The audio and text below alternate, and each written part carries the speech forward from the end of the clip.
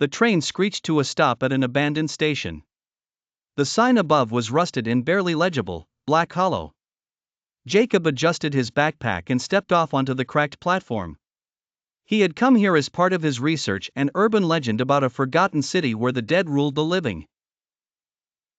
The town had been wiped from all maps. No one spoke of it anymore. But Jacob, a journalist obsessed with uncovering hidden horrors, had found old records, newspapers that whispered about people vanishing, corpses walking, and a town cursed to serve the dead.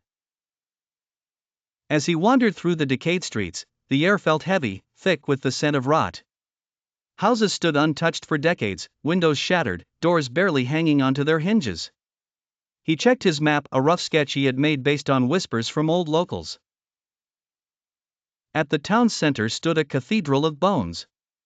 The structure was impossibly tall, its spires twisted like skeletal fingers clawing at the sky. The doors creaked open as if expecting him. Inside, the silence was deafening. The walls were covered in mummified bodies. Candles flickered with no visible source of wind.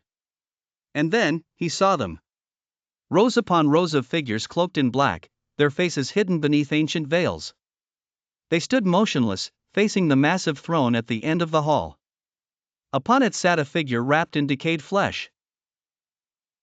Its empty eye sockets glowing with an unholy light.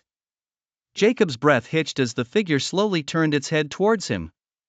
"You have come to join us," it rasped, its voice like the shifting of dry bones. The robed figures moved. Their heads lifted, revealing skulls with empty sockets.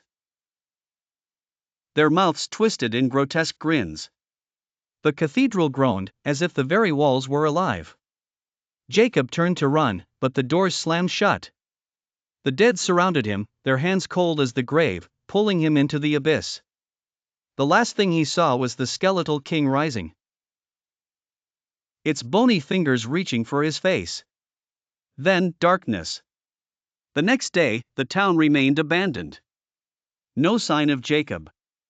Only a new figure stood among the robed dead, veiled in black, waiting for the next visitor to join the empire of the dead.